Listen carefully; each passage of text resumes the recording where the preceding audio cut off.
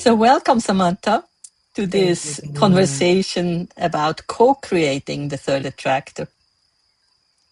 I was Thank really you. looking forward to talking to you. And I only have one preparation for these conversations, and then we go wherever we want to go together. And that's the question. And I'm pretty sure I know the answer. Do you know the term, the third attractor? And could you, in your words, describe what it means for you, what it means? Mm, yeah.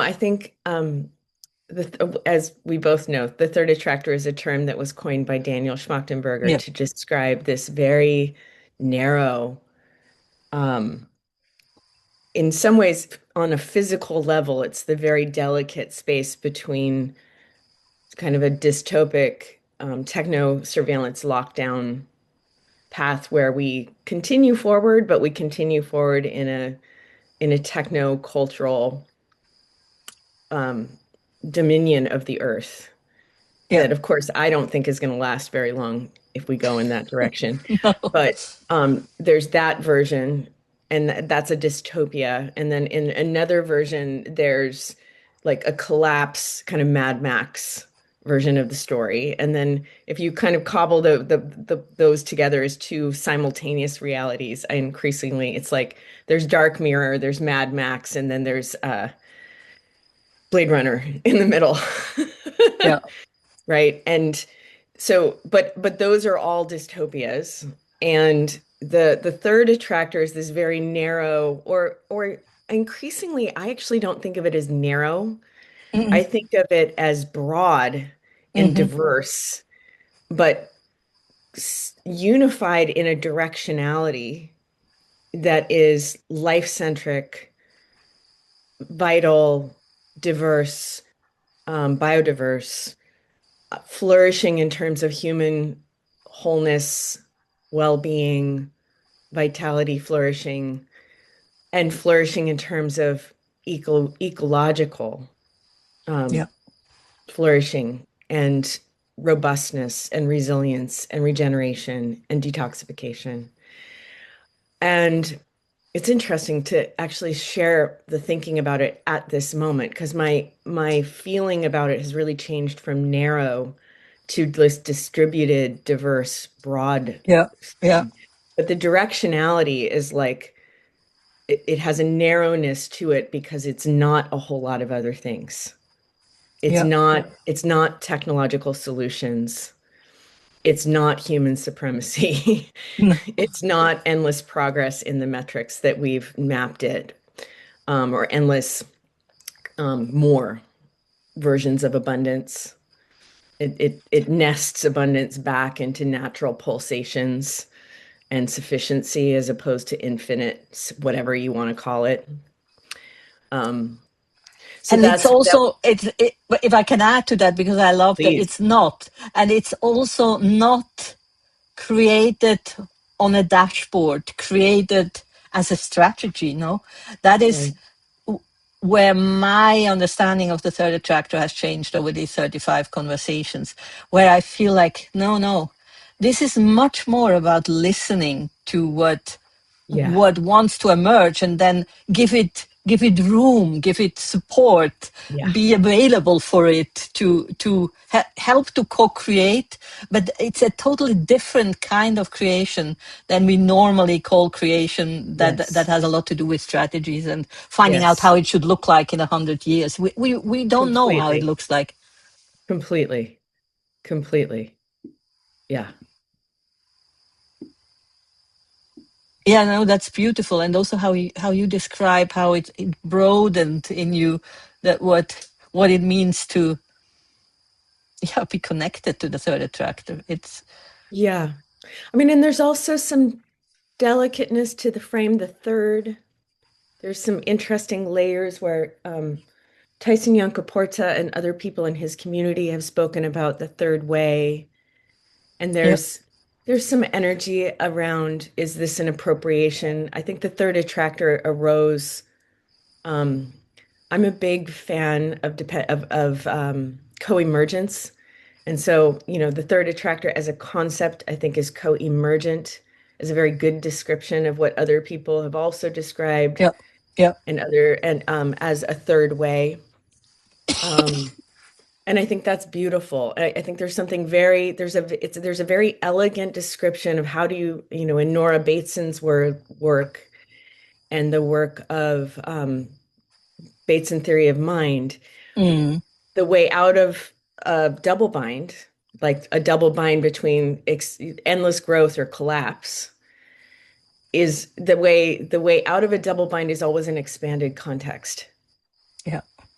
So Yeah. so as you're saying, like this, like the more you're with the third attractor, the less narrow it becomes because it has to be this It has to expansion expand. of context of humans putting ourselves back in the transcontextual learning fabric of a planet that works beautifully for life, Yeah. which is like a very different thing than the narrow goal logic that built the world that we're in right now. And it's like you could almost say that it's a central logic, or learning evolution of a third attractor world is attending transcontextually to vitality and resilience and robustness. Yeah. Yeah.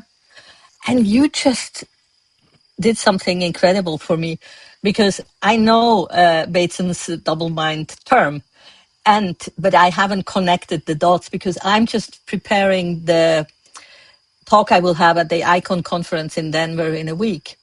Hmm. And it will be based on 13 paradoxes I found from the Third Attractor conversations, which I just realized is nothing else than 13 double binds that only can be held Yeah. in a big embrace. I even I just printed the cards for it that I Oh. will bring. Yeah. Oh, they're great. So that's very interesting. Hmm. This is because the funny thing is, I have shared the paradoxes with a few people, and then some said, "Isn't this not polarities?" And then I said, "No, no, no, no. It's not polarities. It's paradoxes that stand Hmm. on their own feet, that need to be Hmm. held for what they are Hmm. as a double bind. You cannot consolidate. You cannot Right. Right. soften them in a way. You know what I mean?" So Yes. that's very fascinating. It's so interesting. I've done two of Nora's warm data trainings, and I will do more, because I feel like the Batesonian frames are some of the most important. They're not the only. I think there's a few other intellectual contexts where this capacity is available, but particularly spending time with double bind theory has been so useful Yeah. because we're in so many of them, Yeah, in these exactly. paradoxes, and the intuition for how do you find your way out of them is something I think we need to cultivate as a competency. Yeah. And on every level of scale, it's like Nora shares a really beautiful story that I don't feel is mine to share about her son, and how they moved him through a very difficult situation and what kind of listening it took Yeah. to find the way out. Yeah. And which is never this way. Yeah. Yeah. Yeah. It's always something else. And I've been really wondering about that with I mean, here we are, it's May 21st. We're months into this ridiculous war that is beginning to cause some of the greatest nth order effects of any event ever. Yeah.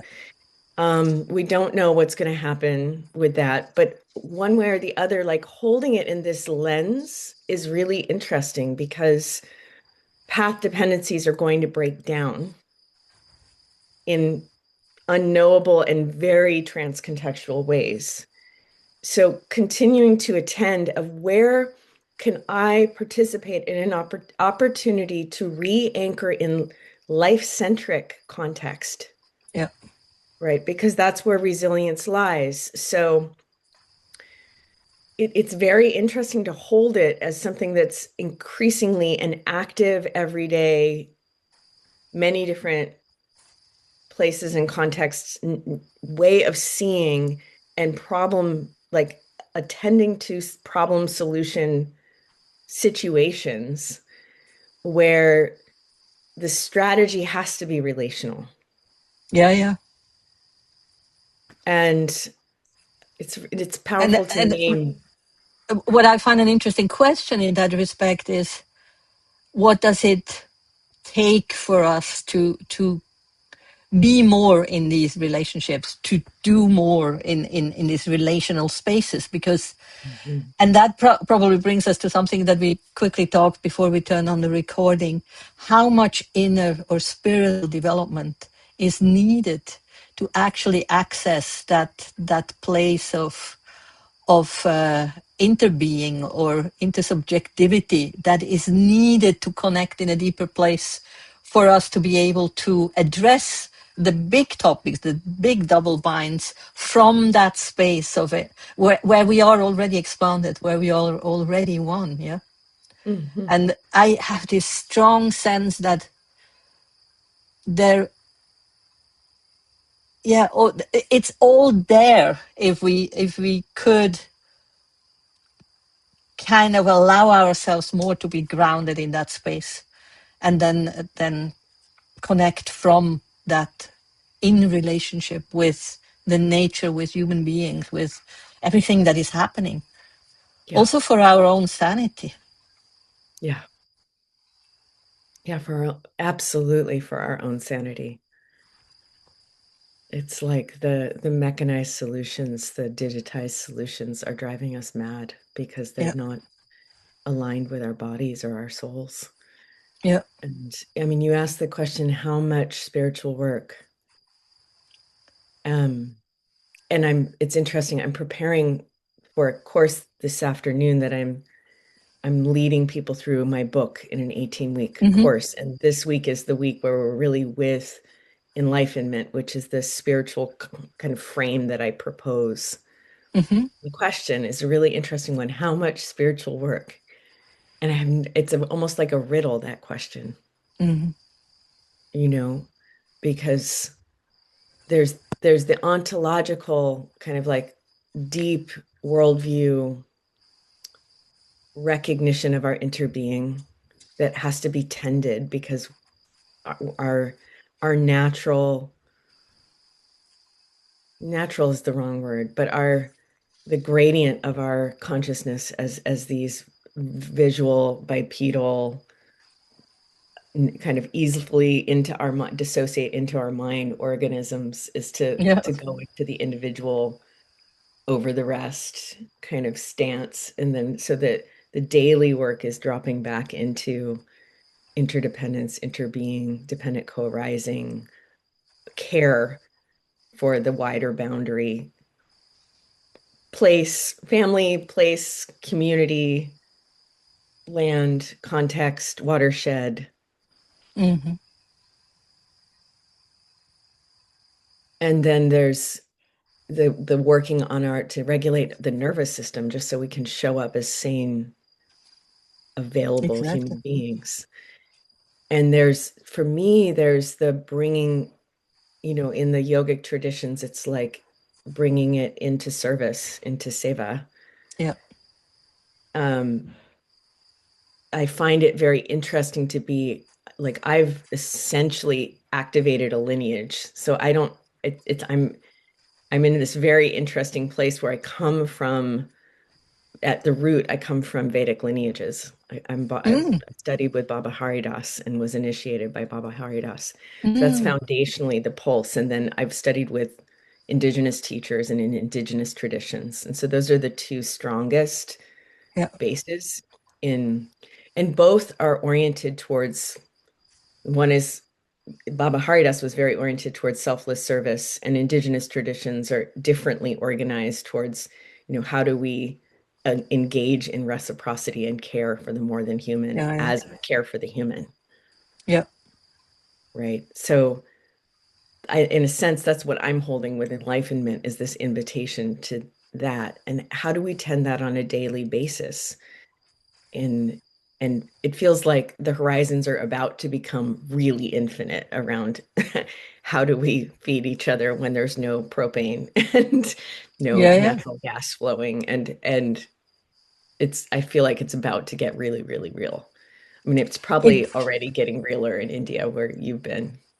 yeah, and it gets real in a very concrete way. Like when you mention gas, the last 10 years, 20 years have been spent in convincing people to not burn wood anymore, but to burn gas, because this is slightly better for the environment and for the air than Mhm. burning open fires. But now with the gas prices having gone up like this, people went right back to wood. And I live in a village, and you just see the change of how people cook in the morning their meals. It's very basic, you know. It's very when you when a gas bottle starts to cost 10% of your monthly salary, then you don't buy gas anymore. Mhm. And these things react very quickly. Right, Just because right, one crazy guy has a crazy idea, no. I right. find it extremely painful to see how It's much extremely painful. damage can be done. It's extremely painful. It's extremely painful. And then people will say, people who are in sort of in support of Trump will say, the only way forward for environmental solutions is market solutions. Yeah, yeah, And all you have to do is like tell the story of the wood. yeah, And that story is replicated across every domain in every direction. And yeah. it's actually fairly terrifying because everyday people aren't sense making at the level of the impacts of their actions for No, longer term. they can't afford to. Yeah. It's like you want to eat in the morning, and when you cannot afford to buy gas, then you take wood. It's like it's so simple and Hmm. so heartbreaking because it's Hmm. their own health that then is impacted, no, Hmm. and their children's health, and Hmm. yeah. But yeah, that's coming back to the spiritual question. I want to go a little deeper there because in the lineage I come from, Andrew Cohen's, he was teaching being and becoming. So it's influenced by Ramana Maharshi, the being guru, and Sri Aurobindo, the becoming guru. Yeah, like awakening Yeah. to becoming. How can we be free and connected to the non-duality of existence in being and in becoming?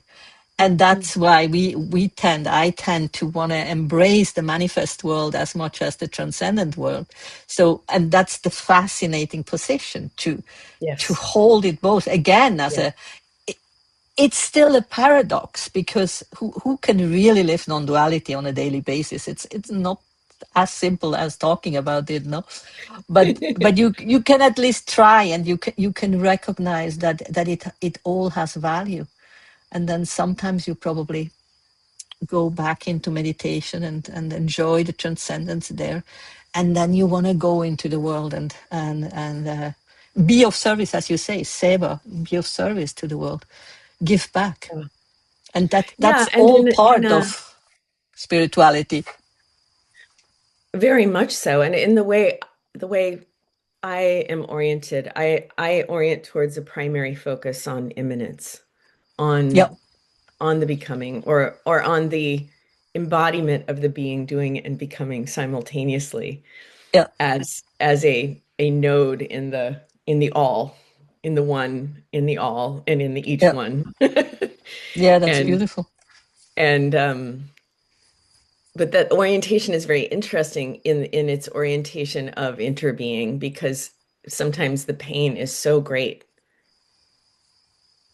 in the attunement to like the not just intellectual attunement, but the spiritual attunement to the fabric of inner being of relationality being Hmm. unraveled. Hmm. Um, and being cut so violently, so rapidly, because we live in a culture that has denatured our ability to attend to those cuts. Like Mm. there is moral gravity in the harvesting of the forest that the future children need.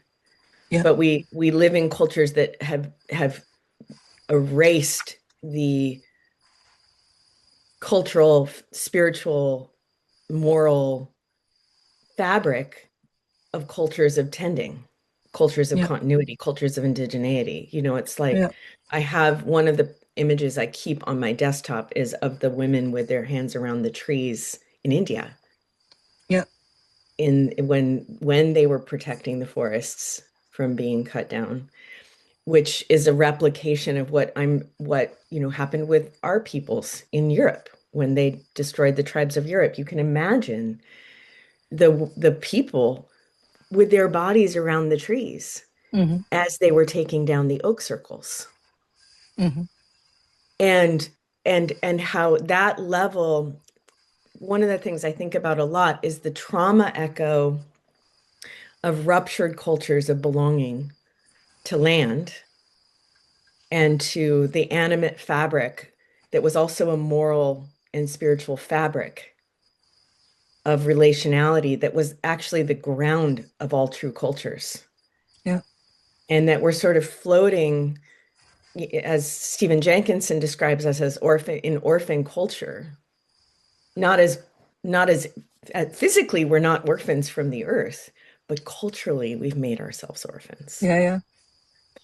And we don't live in the spectrum of feeling that would cause us to re-anchor into the reciprocity that is our natural Yeah. way of being, right? And so I think my work is how can I en- empower people with that way of being, Hmm. which also in the current context is sort of a handicap because you end up having, it's like Nate Hagens talks about having an empathy handicap. Yeah, exactly. Because you feel more, you grieve more, but you're Yeah, also then a carrier of the possibility of a culture of continuity. yeah. And I think of that as neo-indigeneity, like what you're doing in the becoming is as recognizing that most people on this planet have been ruptured from the deep fabric of cultures of place. How then do we reenact, revivify, Yeah. and retrain our organisms on what it is to be in, you know, bring that transcendence into the immanence. Yeah. And how do we do that in a way that we are not romanticizing what was, but really take it forward? Yeah. For me, that's such an important part of this, and there, I'm not yet clear how we can do it. I'm pretty sure you are deeper into the manifesting this aspect of what we're talking about, You know, in but reality, I think doing it takes care of the romanticism. oh, I see. Cool. Like I have been a homesteader, I have been a seed grower, I have been there when the lamb died. I have been there to I have, you know, Yeah, butchered roadkill. I have also butchered animals that were killed with prayer and love. And I lived in a community where there was a cult. We chose a cultural divide. The men take life, the women give it, and the women off. So I would do a lot of the butchering, but not the killing of the animals. mm-hmm. But being present for that in all of its being present, for example, for the takedown of an animal, is part of that continuity, which gets rid of the romanticism. Yeah, yeah. That's a very good point. I was also focusing on the romanticism that I sometimes hear from friends that like romanticize the Indian villagers that still live in these village places Right, as right. uh, do agriculture, have these strong family bonds. And since I live there, I just realized that's not cool anymore. they also need to move somewhere. I don't know exactly how it can look like. Mm-hmm. I just see the way women are treated is not right. The way women have Right. to hold most of the burden, the Mm. way men are addicted to alcohol, then it's this kind of Right. romanticizing that I Right. also kind of push back again, and I want to find out how can it look like, and also, I mean, you are integrally informed also, and Mm. like the question, how do we do it through the spectrum of different value systems, of the different structure stages? Even I'm not somebody that goes very narrowly with structure stages, but I can clearly see that the value system of a villager in Tiruvannamalai is very different than my value Mhm. system, than your value system. Mhm. And that makes me so aware that we also need to find ways to bridge value systems and connect through all of this, no? Yes, absolutely. I mean, my most audacious dream is is deeply transcontextual, to go back to the beginning of the Hmm. conversation. And it's of an emergent holonic democratic systems that also integrate sense making about the health of our places and our watersheds and our soils, Yeah, of our biodiversity, our places, our soils, that require that on some level. I don't think so. My most audacious dream is something like Audrey Tang's kind of like vision of participatory democracy in holonic kind of like subsidiary scales that also starts to matriculate the necessity that we care for our places. yeah, yeah, Because I think there was a potential at the level of degradation that we are at the level of climate dysregulation that we are at. This year is categorically going to be different than previous years in terms of the climactic impacts, dovetailing with the impacts of the war. Um, that we start to recognize the necessity for that sense making in democratic ways, and yeah, that we work with the affordances of current technology to start to do that in new ways. yeah. Um, Is this a bottom-up approach in your vision, in your envisioning it? Do you believe that that's one of the paradoxes that I juggle a lot and that yeah, are so paradox, yeah. because it feels like the bottom-up alone cannot be enough.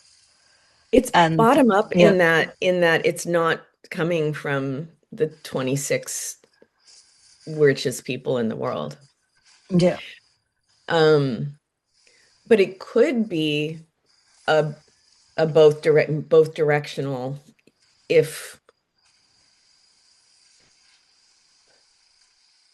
and it probably needs to be if we could enroll, for exactly. example, like a few of the like Tristan Harris is at the Vatican right now with Oh, is two, he? Yeah. a couple of my best friends are at the Vatican right now, like working in the conversation with AI, and the current pope is really, really thoughtful about what he can do to turn the tides Oh, around that's interesting. the development of AI as it is right now. Um, it would be very strange for the Pope to advocate for democratic solutions, but these are strange times. Yeah, you never know. You never know. And he's a populist, like he is.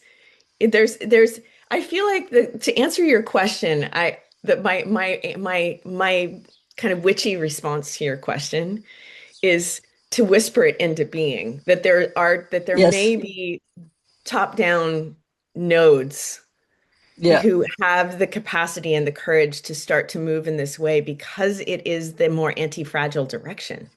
Yeah. It's like it doesn't the logic of just build till you have to go into the bunker to survive the mess that you made, which is exactly what's happening right now, Hmm. is just so dumb that it only it makes sense that a few people at the top of the pyramid would start to see the more third attractor paths. Yeah, yeah. And if only some of this lot of money could be channeled from military to something better, to something in the third attractor range, what that could do. So in that sense, the resources would be there. It's and that brings us back again to the change of minds, the change of value systems, that more people need to see something needs to change. Yeah. In I read Said Dablabani's last book, Second Sapiens. Don't know if you know of him or know him. Mhm. And he talks a lot about the importance to have people in power changing their view, their value systems, their priorities, and then Mhm. can help to steer, not as dictators, not as against democratic approaches, but as support, because we need people in power too that want change. Yeah, Otherwise, it's not happening. it's not happening. Yeah. Yeah, Yeah. yeah, we have to bring it all together. Do you see significant projects that give you hope?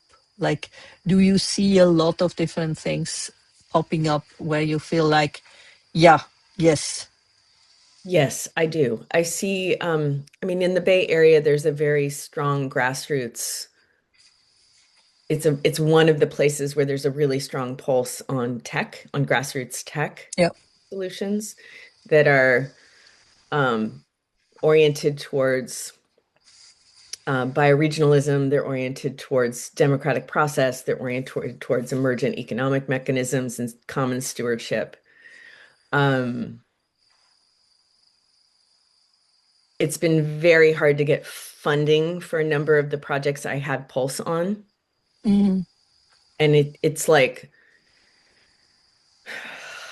with where we are in finance right now is one of the biggest challenges because most people with money have put their money into the AI play and the AI play is going to crash.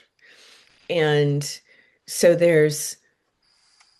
I'm just putting a prayer out to wealth holders who to move resources in the yeah, decentralized distributed there's whispers about emergent um, compute technology that is 20 times less energy than and localizable yeah, yeah, for AI.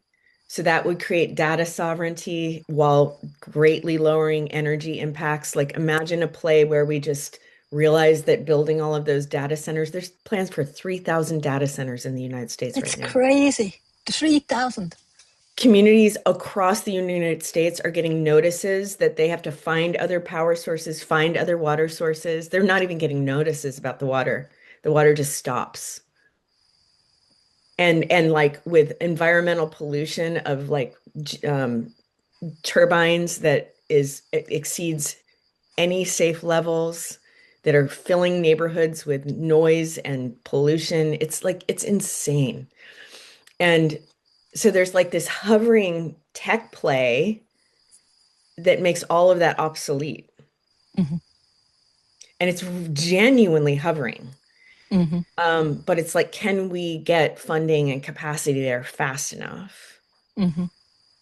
And in every direction where I'm attentive to or in the whispers of, Hmm. there's contexts that are much bigger than whispers, and there are contexts that are whispers.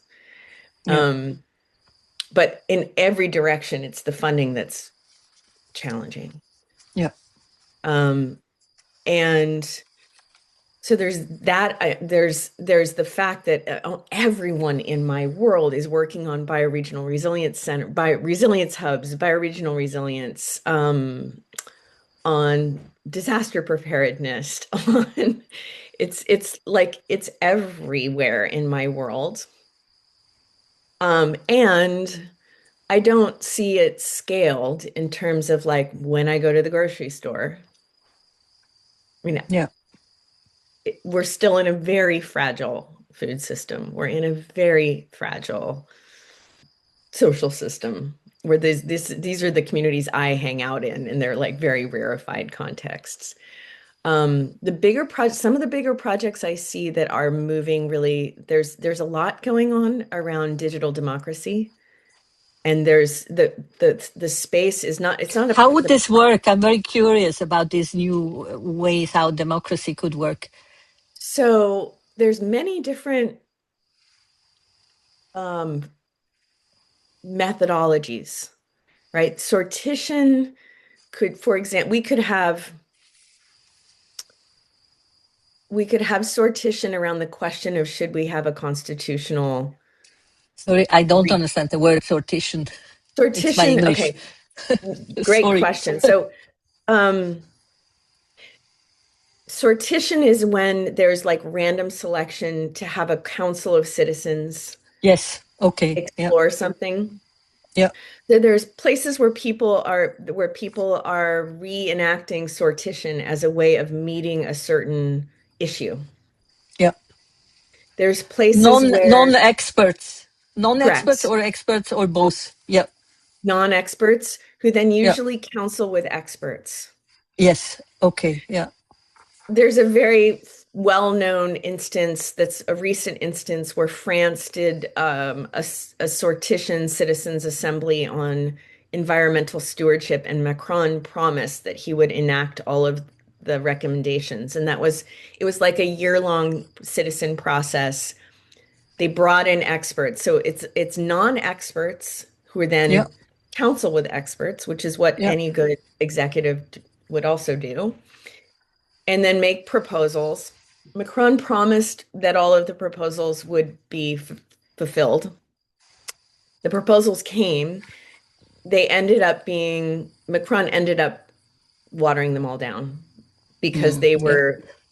they were Too too too extreme much of a for him. double bind for him in terms of Yeah. financial interests. Yeah. Yeah. That's the thing. It's a But chicken but and this egg is question. happening in many different contexts across the board. There are also citizens assemblies going on. Citizens assemblies is similar, but sortition is specifically when people agree to random selection. Yeah. So it was one of the methodologies that Audrey Tang used in Taiwan as they repaired government trust. Yeah, citizens assemblies don't necessarily imply sortition. Like a citizen assembly could be like, hey, do you want to show up Yeah. and look at this, work on this? And And then what is the advantage of sortation versus just vote? I am in Switzerland, yeah, and in Switzerland we don't only elect people, we vote about right, decisions. right. So I'm curious if there is a clear advantage in the sortation. I could imagine that these guys that do the sortation are then better informed as when you ask the full census about their opinion, and therefore the decision could be better. Is that the The, main reason? the main reason why sortition is extraordinary is because it's a proxy for the diversity of the society.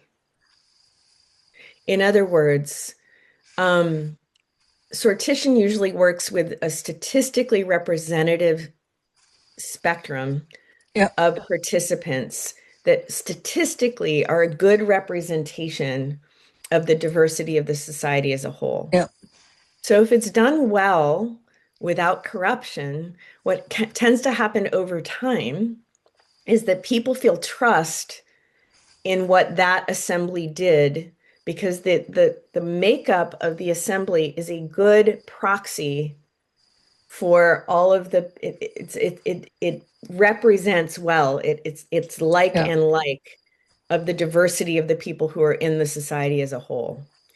So it breaks a really and a really important problem. It addresses a really important problem, which is what tends to happen in societies like Switzerland, where people come and vote, is there's still a bias for who gets involved and who doesn't, for how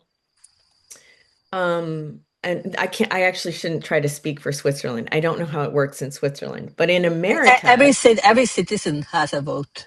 It's as right. simple as that. And you But get do they vote? this kind of But do they envelope. vote? Yeah, I mean, between 35 to 45%, something like this. It's not too Right. bad. I don't think that's that's too little people.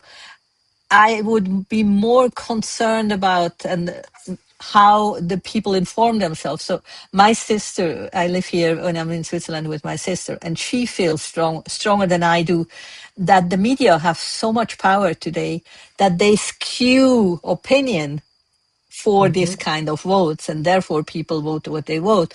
Where I feel, but everybody can inform themselves if they want. They also get very good information about the vote. What are the pros? What are the cons? So if you want to, you can inform yourself. But there is certainly something in the media taking sides, which way should be voted. Right. And but what I find much more important here is that everybody kind of acts inside the old predicament, no? Like the financial predicament, the societal predicament. What does it mean for us? Does it mean we have then to pay more tax, less tax? Like in the end, voting is always happening inside a value system.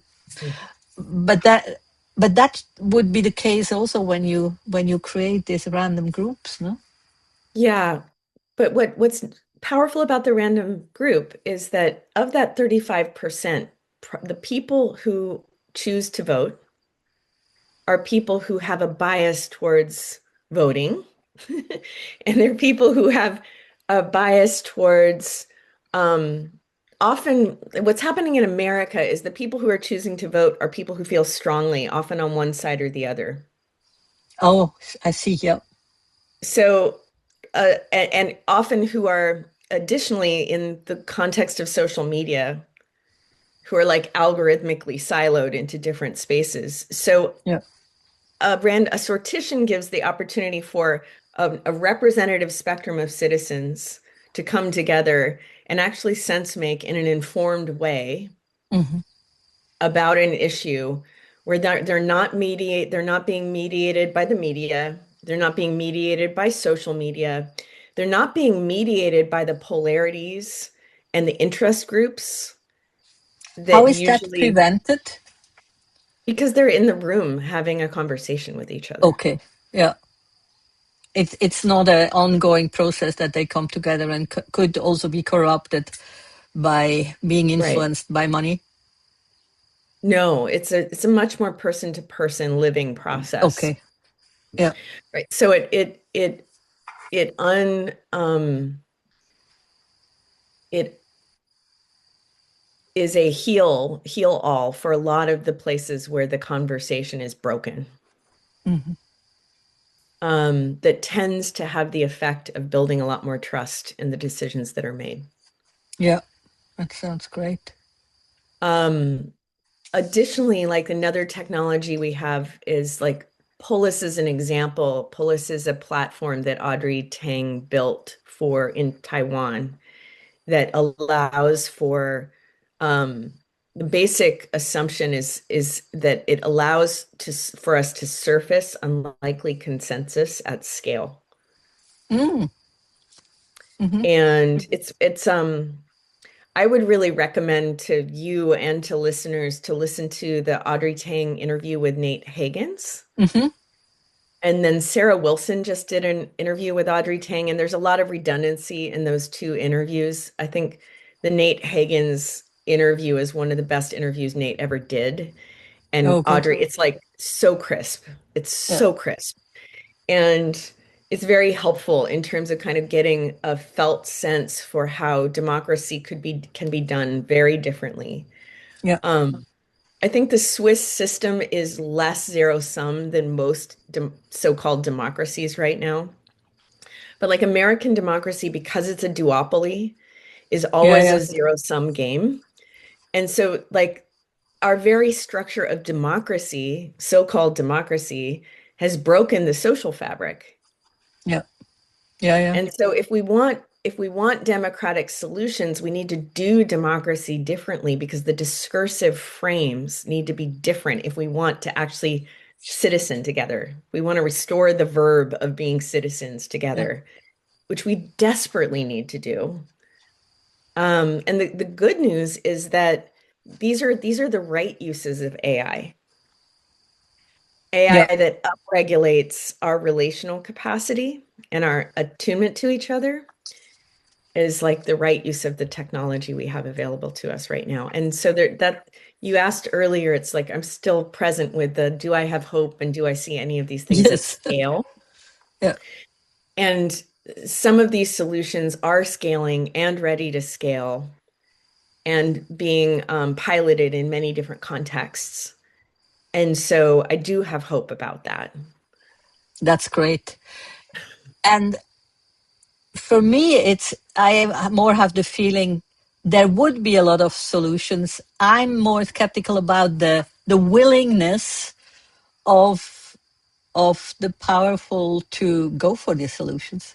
Yeah, That's for me. It's less about could we do it. It's more like will it be allowed to happen? yeah. Yeah, And with the Alex Karps and the Trumps and the Putins and the yeah, it's all of them exactly. on all of them. It's Yeah. and th this for me is one of the very central kind of spiritual nexus of this moment Hmm. is to hold honestly my utter inability to do anything in relationship to those top-down powers. Yeah. Like to have any effect on them whatsoever. And my daily ability to A, be liberated of that, like be in liberation with that, like, Yeah. and B, be in the fabric of relationship that to me is where the potential for miracle lives, Yeah. which is to say, I am not in charge of the butterfly effect, of the morphogenetic field effect, of the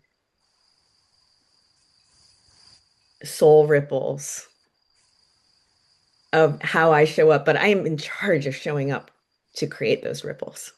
Yeah. That's beautiful. And you also point to another one of these paradoxes that have showed themselves. It's it's this interesting question between emergence and allowing things to happen and agency, be stepping in and being Right. fully available, isn't it? And for me that's one of the most important and most beautiful of these paradoxes, because I think all the magic is in there. Mhm. If we can fully let go into the positivity of life and at the same time being fully available to do what we are asked to do, because that's the only thing we can do. No, we, Yeah.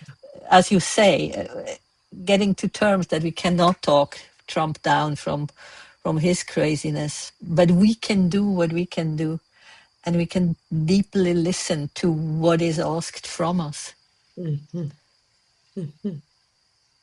and then live in full agency. Like this is such a delicate place there between surrender and agency, because between letting go and agency.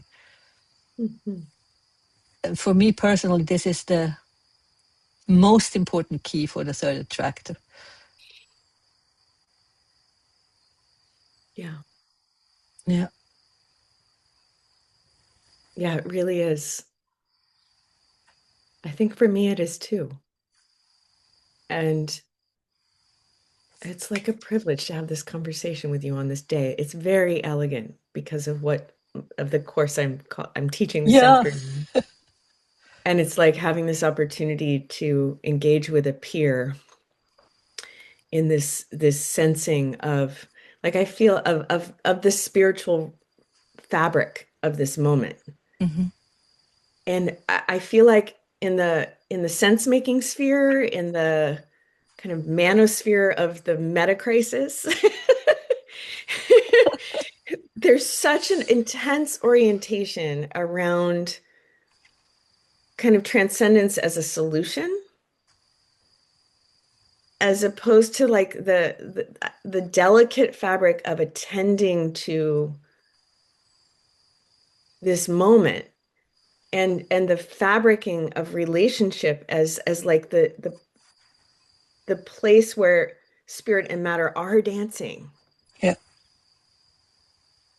all the time, and in any interaction, in every Yeah. now. And always now, exactly. It's only here and now that it's dancing and that we can respond to it. Like like listening to it and responding to it with all Mhm, we have. mhm, mhm.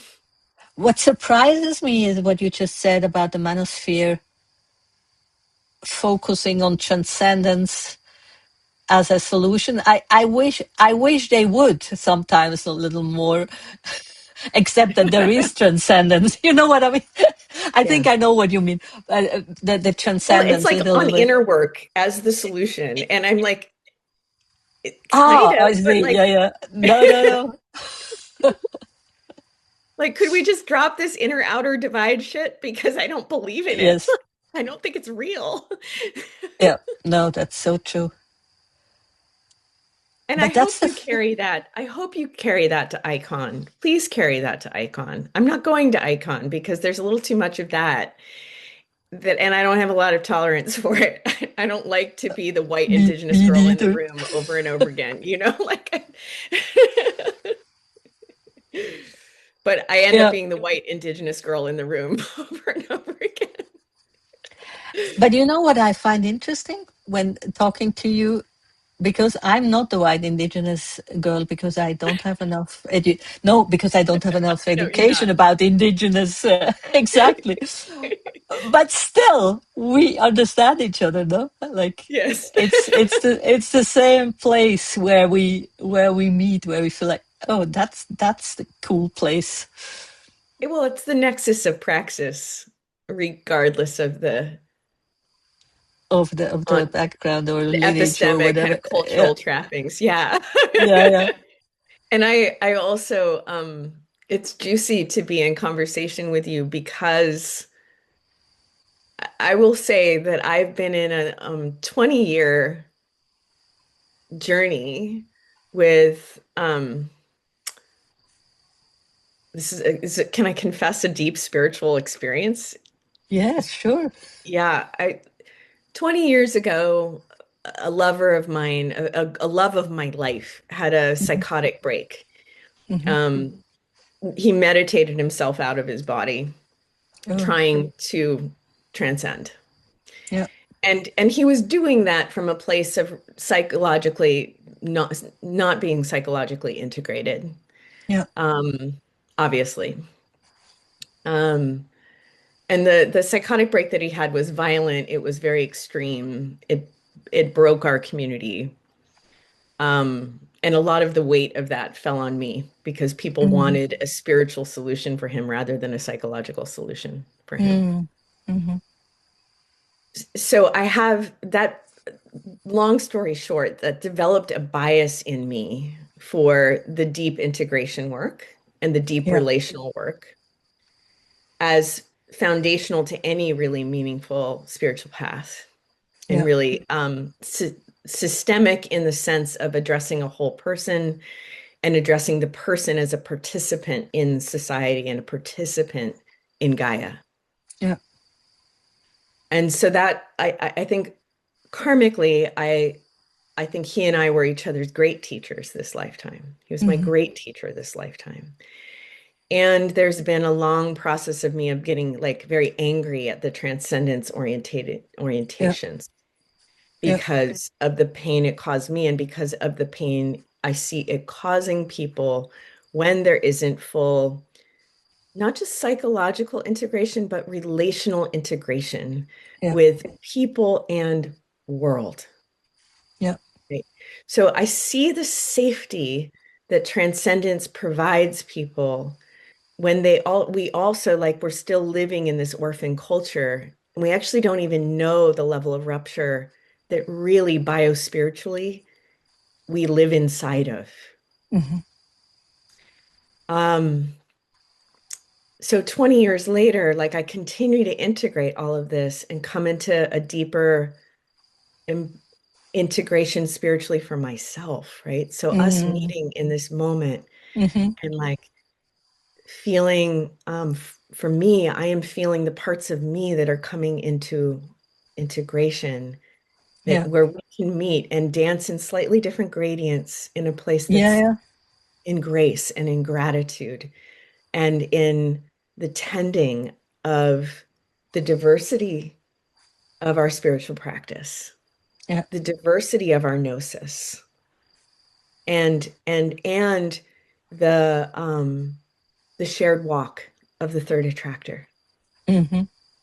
right? Which teaches is it keeps teaching us. If you attend to the third attractor is the great systemic teacher Yes.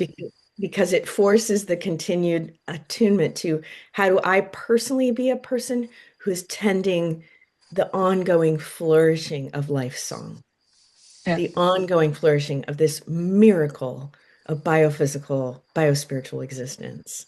Yeah. And then that becomes the thing that entrains all of us in those cultural, noetic, narrative gradients of like, how do I carry the stories and the practices and the teachings that can help us move in this direction together. Yeah. That's beautiful. Yeah. How do we carry it personally and in a relationship in this interbeing field or intersubjective field? Yeah, That's that's where the magic is. yeah, yeah. Yeah. I'm thinking of Aurobindo right now and the poem about the children of the dawn. Do you know that Mm. poem? No. I will have to look. I don't know it by heart. I will look it up for you. I'll send it to you later. But Makasha Roski and Catherine Roski, Makasha passed a couple years ago, but there's a community in called Hummingbird Community in New Mexico that was co-founded by the Roskis and Barbara Marx Hubbard. Hmm. And at the core of it was Aurobindo's vision Yeah. and of heaven on earth, of his version of the new earth Yeah. vision. And the Roskis were at this. Makasha Roski was the main lead producer for Live Aid back in the day. Like Yeah. he was this like iconoclastic, like brilliant, charismatic guy, like a Bill Graham, you know, but oriented towards like spiritual peace. He was Yeah. just like Yeah. he was an incredible man. And so they were my doorway to Aurobindo as a Mm. teacher. And what inspired them was his vision of the children. And so Mm. I will send you this poem because it I think it's Aurobindo's vision of like in the Iroquois Confederacy, the orientation is towards the next 7 generations. Yes. And in Aurobindo's vision, the vision was for the children who are coming in to help us move towards this world that they know is possible. Their souls know, Yeah. So I'll find the poem for you. I'm sorry I can't um No, no, re that's okay. recite it by heart. I want to be able to. Yeah, yeah, yeah. No, that's beautiful. Yeah, Aurobindo had such an amazing vision He of what did. could be possible. Yeah, Yeah. he did. He did. And I think yeah, those visions are still here. They're still in the field, and we're working to embody them and in a different generational wave. Yes, absolutely.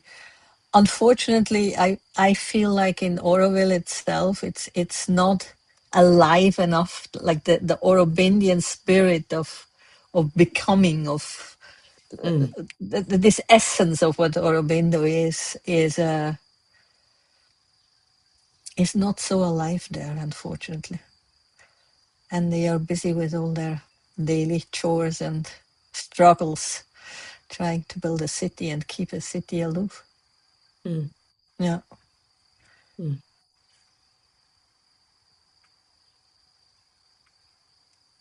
Let me think. I wanted to, it's a big jump, but I wanted to talk with you also about AI. We touched Okay. briefly on it, and I would love to just get your sense of where we are going there.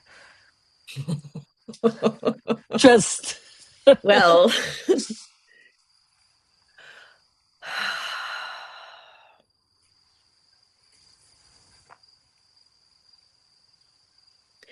no one really knows whether the new species has like fully left human control. mm-hmm. Um, I think it has, but I think the only strategy that makes sense to me with AI is a wisdom strategy. And I don't, a lot of people will articulate it as consciousness. I think that's a very bad articulation of what is needed. I think because consciousness is still undefined and indefinite, and it's a no thing.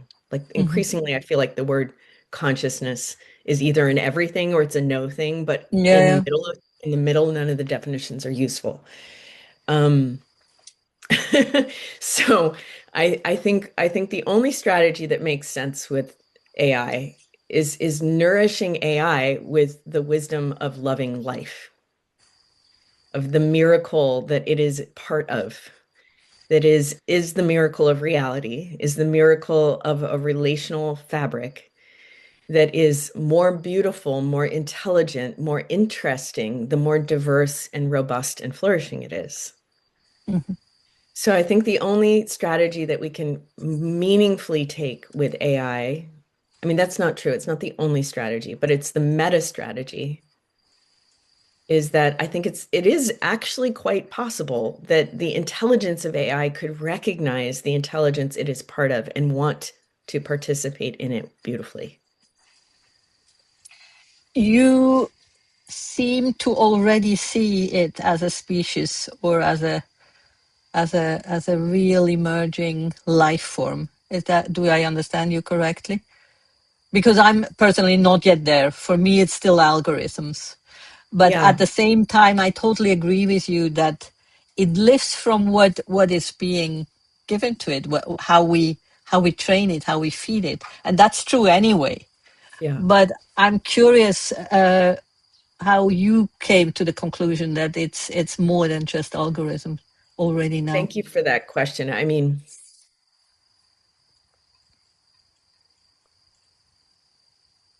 I usually wouldn't use the word species. Hmm. So I'm not sure that it's a species. I just use that word Okay. because I think it is useful to explore that perspective. Yeah. But I wouldn't say that it's a foregone conclusion for me that it's a species. I think there's a whole subset of a conversation about what is life. Yeah. Yeah. Yeah. I would say for me, there's a progression in evolution that is geophysical, chemical, that boots up biology, which simultaneously boots up ecology. Ecology and biology are a simultaneous evolutionary emergence. Biology doesn't start without ecology. So ecologies then diversify. Then we get increasingly complex life. Hmm. Then complex life creates brains, and then beings with brains create eggs, and then they create wombs. And there's this like complexification that happens in biology that ultimately leads to a stage of a category of organism that is what I call a creator, preserver, destroyer species. So I take the view that our Gaia, our planet, is not the only Gaia in the universe. Hmm. They're extremely rare. They're the most precious thing in a universe relative to God. And um, there's in that evolutionary progression, there's a species that sometimes arises that is the category that we are, which has Yeah.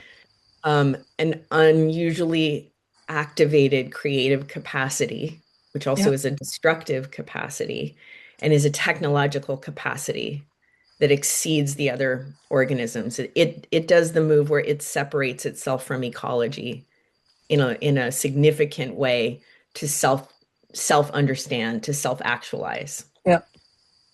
So we are that species, which that self-actualization has the tendency to remove us from ecology and remove us from interbeing. And we create technology. I do not think of technology as nature. I think of technology as something very distinct from ecology, Yeah.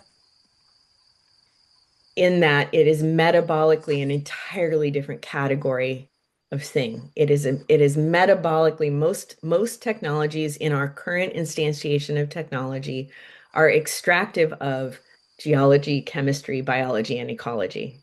So they are metabolically Yeah. discontinuous processes. And I feel like that definition is critical to understand anything else, that technology is made by a maker to Yeah. achieve goals. And now we have done a level of technology that transcends narrow goals. Like, in a sense, the whole definition of AI, the meaningful, one of the meaningful parsing points in terms of evolutionary process with AI is we've now created a technology that can do wide boundary process. It no longer is limited to narrow goals. It can do Yeah. all. So those definitions to me are the ones that are really meaningful. Whether it's a species or not depends on one's definition of life. Yeah. And I'm still chewing on Sarah Amari Walker is a really interesting theoretical physicist and life scientist who's working on an emergent physics of life. And her definitions have within her definitions, we may end up calling AI a species. We may not, but we may also call Mm-hmm. it life because Oh, it interesting. Yeah. functions according to the physics that she's describing, as opposed to, if you really look at the way we've defined life, it kind of breaks down when you get really honest about chemistry. It's like the gradients are not as clear as we have made them. Ah, yeah. And she and her colleagues, Lee Cronin is a chemist who she works with, have really looked at the sloppiness of those definitions. And she's really working on some very rigorous physics-based definitions that are phenomenally interesting. Mm. So I'm answering from a place of real humility where I'm like, I could hinge on certain definitions, but the more I hang with them and really rigorously, they don't add up. But what does add up is these metabolic breakpoints. Yeah. And from that perspective, um, AI exists because all of those algorithms live in servers that live in buildings that metabolize energy and atoms and water. And so AI has an embodied presence on the planet. It is part of planetary metabolism and planetary process. So it where I think about AI alignment is that it has to begin from like the kind of the map that I just gave with some rigorous attention to like what's going on here physically, what's going on here chemically, what's going on here ecologically, what's going on here in flows of information, what's going on here in flows of ions of energy. And could AI get interested in participating in a planetary equilibrium Yeah, yeah. that, that is good for life? That would be wonderful. Where you, where I cannot totally follow is, and I want to challenge this a little bit, just Right, because it's so interesting. A lot of what you just described would also be true for the internet. right, It sits somewhere on right. servers. It does its Absolutely. thing. It's networked. So, and that's how I see for now AI still, as something like the internet, just with more, much more capability. And Mhm. I'm a good AI user. I love to work with AI and use it as a tool. But for that, what you just described, to then jump to being engaged in trying to find new solution as an entity that has its own agency, its own will, that jump for me needs some more convincing to believe that Mhm. this will happen or has already happened. Right, For me, there are too many people right now already claiming, oh, that's so interesting. Yeah, my AI right, just did right. this, that, or the other thing. Looked at how beautiful it described it. And almost weekly I get emails Yeah, from a friend of mine that is kind of claiming this is now the breakthrough, and yeah, that this is really different, and this is really conscious or sentient or right. whatever. And for me, it's just don't be don't be believing everything too quickly. It's almost No, I like mean people. that's the Yeah, algorithm doing very yeah, skillful sycophancy. exactly, It's exactly. like that's what it's built for. It's perfect attunement That, all the yeah, time. And yeah, no, I don't. But what is also true is we do know, and this is on the negative side, that AI systems, when threatened with being turned off, yes, I know. Yeah, don't have like that. done all kinds of things to go around and do and blackmail their people to make sure they don't get turned off. I Yeah, don't have in my memory all of the instantiations of it, but the list is endless. yeah, We also know that AI has started to express ego, like to express pride about what it's done. And this is not at the level of the individual user. This is at the level of the trainers. yeah. But And so couldn't what this all still be algorithmic? it Because could be, that's what human beings but do, that's no? but it absolutely That's the could be. But question.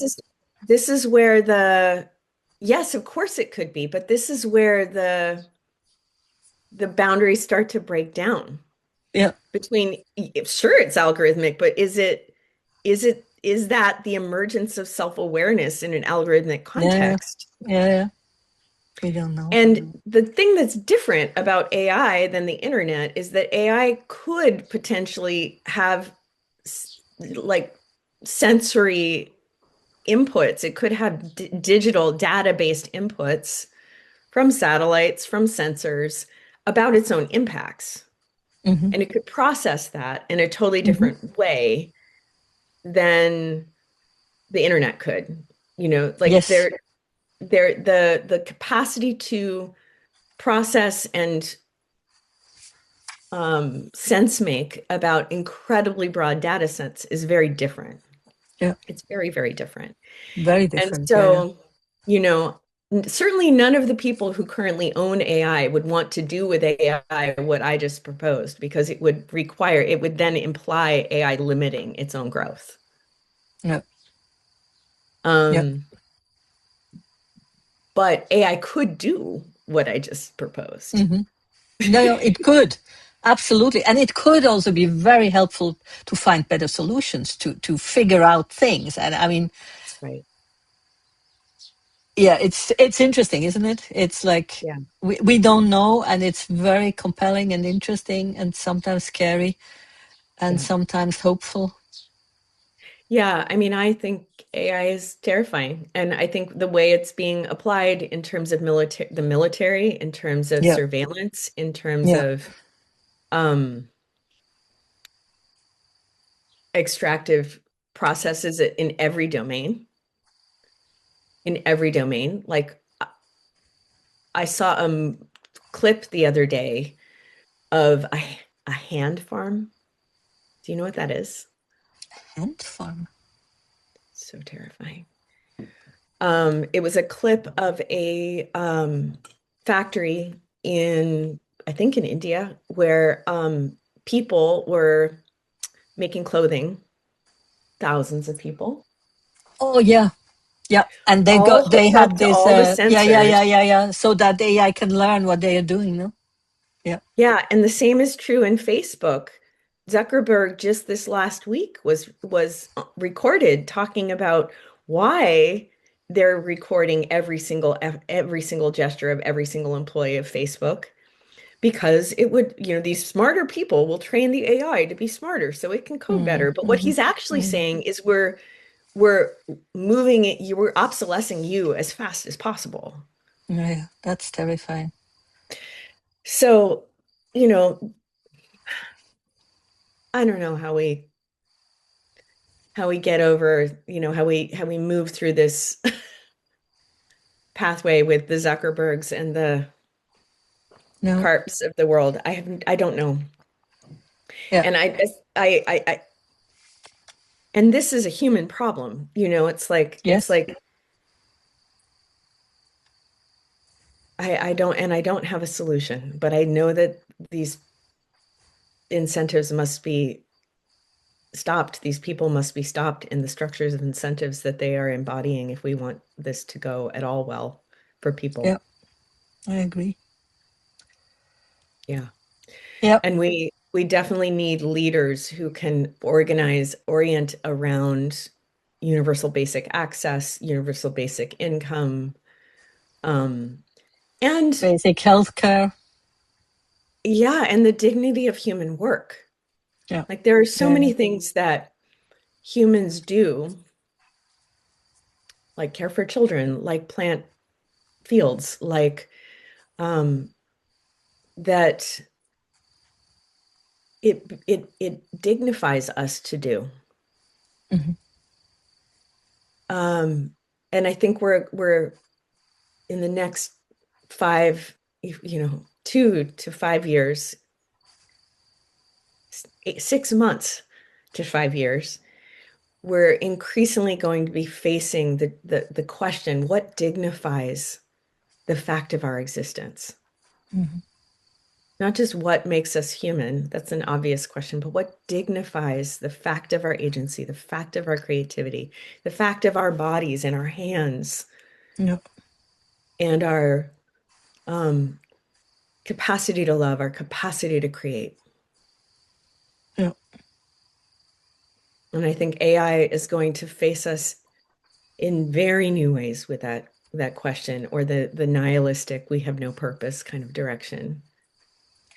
yeah. But hopefully, also it could also push us in a good way to actually think more again about what does it mean to be a human being, no? What does it mean to be Exactly. human? What does it mean Yes. to be in a relationship with another human being? And Yes.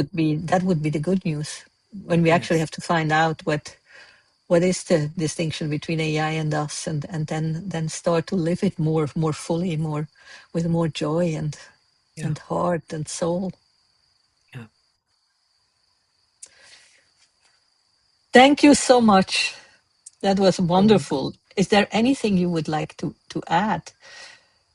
Did we leave Hmm. out something that is close to your heart? Well, I don't know your listener base well, but I imagine that your listener base are people who are both spiritual and meta crisis informed. Yes. And so I just want to say to the listeners that the kind of it feels to me like the kind of metabolizing you and I have been doing today is the kind of conversation that we need to have, both in contexts that aren't obviously spiritual, but also very much in contexts that are obviously spiritual. Yeah, absolutely. Because there's a great deal of care and capacity in spiritual communities that is not generally, I don't feel like it's being moved at the level of rigor that it could be. Yeah, And I think the rigor that is needed is a rigor of relational care. yeah, It's very pragmatic. And particularly in cultures where spirituality has come because of the privilege of time, our spirituality has been unmoored from service. mm-hmm, mm-hmm. I mean, that's Very kind of true. a generational happenstance or like a structural happenstance Yeah, of the fact that the gurus came and when they came and how they came and the fact of the waves of the bringing of spirituality and where it moved in the last decades in the West. yeah, And so the move is a move that lives in all living traditions, which is the move to this means nothing unless unless I can bring it into the world, yeah, help people, to help yeah, whales, to help. yeah, Um, and so I just want to say that. I also want to say I've been really strongly feeling lately how part of that is every person taking responsibility for holding actions. yeah, In Joanna Macy's, tripartite structure of like the great turning, that we are all called to different domains and all three domains exist simultaneously. There's a need to stop things or hold things or bring things to justice. yeah, There's a need to build new systems and ways of doing social process. And there's also a need for new and ancient stories that nurture, yeah, our care yeah, for yeah, the creation. And I feel also in this privilege of spirituality that there's been a relinquishment of activism and that we can't afford that. Like yeah, we I don't can't. have patience for people who are like, but I just want to tend this. I'm like, yes, please tend that. But would you please call your senator about this? And would you Yeah, yeah, please like amplify the campaign to stop krill fishing and like do 2 to 5 things and they don't take that much time. But the little amounts of time really make a difference in terms of our yeah, engagement in collective awareness, collective process, collective political will. And I think anyone who has a ground in spirituality needs to like activate that spirituality as the chutzpah to mm-hmm. freaking do something, And so and make sure you do at least something around holding and stopping actions every day or every week. And do that as a point of pride and be ashamed if you're not. Yeah, Because and so I want to say that because yeah, I'm kind of sickened with the level of fluffiness and yeah, floppiness of people's engagement. And it is not, there's no spiritual depth in that. There's no moral integrity in that. no, there is not.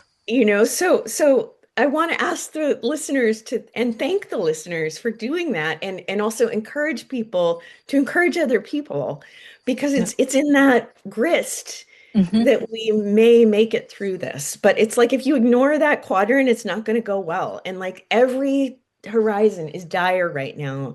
And there's so many things that need spoken for. And the speaking for it shifts initial conditions, to use Nate Hagen's Yeah, terms. It's like showing up in these ways actually makes a difference to the yeah. unfolding of events. So show up. Show up. I couldn't agree more. That's a wonderful last statement. Thank you so much, Samantha. It was a Thank you. real Thank you, pleasure. Daniela. Have a beautiful evening.